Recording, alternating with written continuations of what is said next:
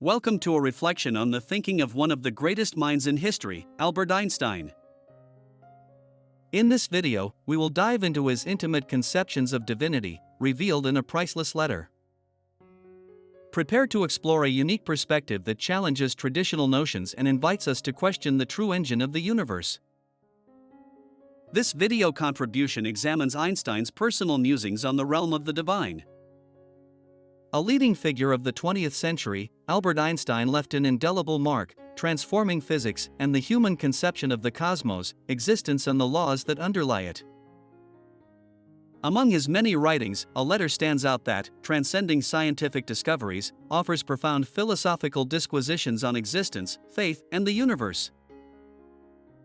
This letter on God is an intense exploration of the basic forces that govern creation and the role that divinity plays in its perspective. In this work, written towards the end of his life, in 1954, Einstein confronts the ancient question of the existence of a transcendent entity that governs the firmament. The significance of this letter lies not only in the intellectual depth of its contents, but also in the attempt to correlate science and spirituality, an idea rarely openly debated in that era.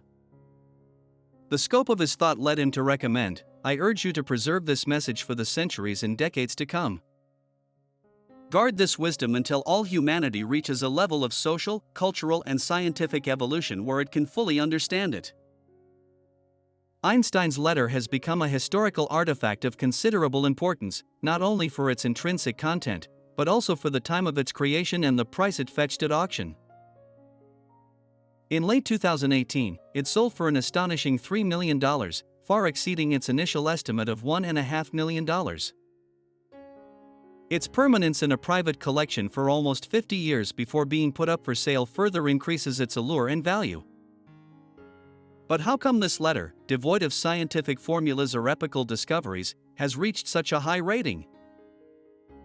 Is it plausible that a writing of such simplicity could have such a significant cultural and intellectual impact? What truths and wisdom did Einstein convey in this letter that continues to fascinate today?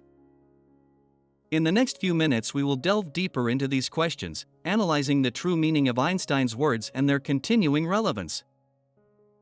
Albert Einstein wrote this letter just a year before his death, and it undoubtedly represents one of the most intimate expressions of his philosophical beliefs. His penetrating examination of religious beliefs and his effort to harmonize the mysteries of the cosmos with human understanding marked the pinnacle of a lifelong search for answers. The letter was addressed to Eric Gutkind, a thinker who had composed a work entitled Choose Life, which interpreted Bible and Old Testament verses from a scientific perspective.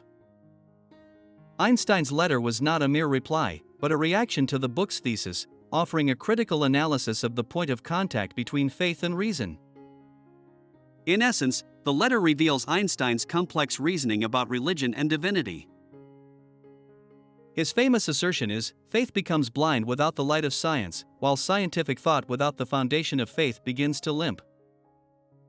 This quote embodies the tension Einstein felt between these two domains.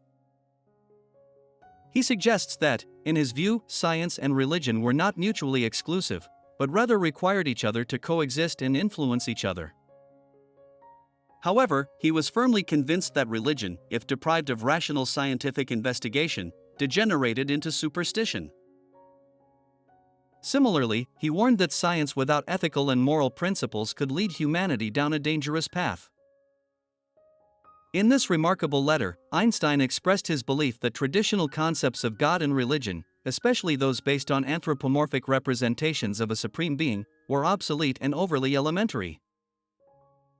He believed that the idea of a personal God, as described in many faiths, was a reflection of human fears and insecurities, a projection of human characteristics into the unknown.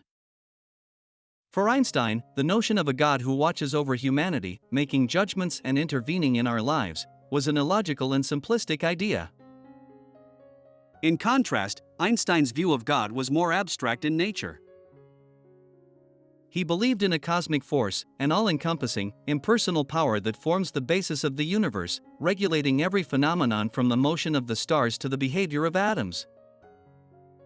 He argued that this force could not be understood through religious dogma or unquestioning belief, but rather through rational thought and scientific exploration. One of Einstein's most profound statements about God is his comparison between the complexity of the cosmos and the limited capacity of human beings to understand. He compared understanding the universe to that of an infant trying to decipher a complex machine. Just as a child cannot fully understand how a car engine works, humanity is still in the early stages of understanding the vast and intricate workings of the universe. Although we can perceive order and harmony in nature, our minds are not yet sufficiently evolved to fully grasp the innermost forces at work. Einstein also expressed his skepticism towards conventional religious beliefs, particularly those that depicted God as an anthropomorphic entity watching over humanity. He rejected this view as an oversimplification of the divine, and stressed that the universe was governed by laws far more complex and rational than the simplistic ideas proposed by many religious traditions. He believed that the Bible, while an important cultural and historical document, was a collection of myths and stories that, while significant, in themselves offered little contribution to scientific understanding. Despite his doubts about traditional religion, Einstein never completely denied the existence of a higher power. He simply believed that this force was not the personal God of religious tradition, but an abstract, cosmic intelligence that pervades the universe. For Einstein, the cosmos was not random or chaotic, but rather governed by logical, coherent principles that humanity was just beginning to decipher. This brings us to consider one of Einstein's most important ideas, the concept of love as the central force in the universe. In one of his lesser-known letters, Einstein wrote to his daughter Liesl, who died prematurely. In this deeply intimate letter, he spoke of love as the most powerful force in the cosmos, capable of transcending all other forces and directing human behavior. For Einstein, love was not a mere human emotion, but a fundamental cosmic force that governs the actions of every being, from the smallest particles to the most imposing galaxies. Einstein viewed love as a force that transcended individuality and connected every human being.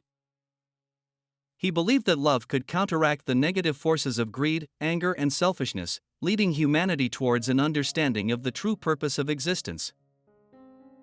He argued that the power of love had the potential to heal the world, to unite individuals of different cultures and nations, and to restore harmony to a fragmented planet. In his view, love was the key to deciphering the cosmos and unleashing the potential of human progress. This conception of love as a cosmic force was not merely a sentimental or philosophical notion. For Einstein, it represented a practical and urgent call to action. He believed that humanity stood on the brink of a global crisis and that only by embracing love, understanding, and compassion could we hope to overcome the challenges of war, inequality, and destruction. In this sense, Einstein's message was a call for a world revolution, not a political or ideological revolution, but a revolution of the heart. However, Einstein was also a realist. He knew that humanity was not yet ready to fully embrace this message. He understood that it would be centuries before people would reach a level of understanding and maturity to grasp the full implications of his message, but he was confident that in time the world would come to recognize love as the basic force that unites all. In conclusion, the letter on God constitutes a powerful testimony to Einstein's intellectual and spiritual legacy. It reflects his deep philosophical insights, his skepticism towards traditional religious beliefs, and his belief in a cosmic, rational force that governs the universe. More than a simple missive, it is a profound message for future generations that urges each of us to reflect critically on the world around us, to question the nature of reality, and to embrace love as the ultimate guiding force in our lives. Einstein's letter remains a remarkable document not only for its scientific insights, but for the profound philosophical and ethical questions it raises. It pushes us to reconsider our understanding of religion, science, and the cosmos, and to seek deeper truths that transcend the limits of our current knowledge. As we continue to explore the mysteries of the universe, Einstein's words remain a beacon that urges us to seek understanding, wisdom, and, above all, love. Physicist Vahid Houston Ranjbar, a member of the Baha'i Faith, currently works at the Relativistic Heavy Ion Collider at Brookhaven National Labs, where his research interests are spin dynamics and accelerator physics. He interestingly compares a passage from the Bahá'í writings of 1904 with an interview given by Albert Einstein in 1930. Bahá'í text, 1904. Know that the reality of divinity or the nature of the divine essence is ineffable holiness and absolute sacredness, that is, it is exalted and sanctified above all praise. Compared to this stage, all the attributes ascribed to the supreme grades of existence are pure imagination. The invisible and the inaccessible can never be described, because the divine essence is a reality that surrounds all things and all created things are surrounded by it. In truth, that which surrounds everything must be greater than that which is surrounded, and that which is surrounded cannot discover that by which it is surrounded, nor comprehend its reality.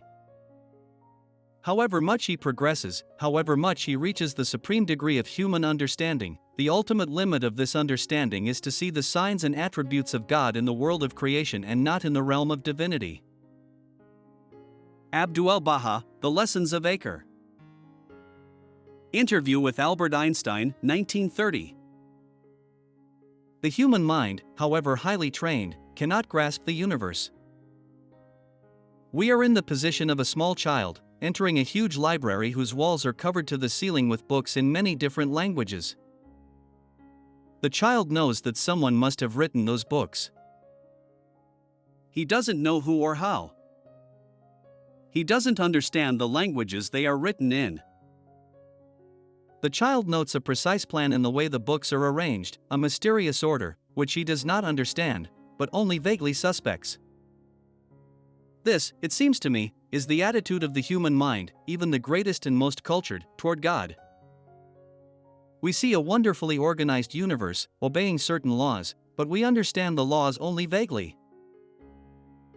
Our limited minds fail to grasp the mysterious force that influences the constellations. Albert Einstein, interviewed by George Sylvester Viereck. Ultimately, Einstein's reflections on the nature of God and the unifying force of love continue to stimulate debate and reflection. His vision, so distant from conventional doctrines, offers us a precious starting point to reconsider our relationship with the cosmos and with people. We hope this journey into Einsteinian thought has enriched you. What do you think of this contrast? Don't forget to like, subscribe, and join us for more content that explores deep questions through the lens of truth. Don't forget to share your impressions in the comments.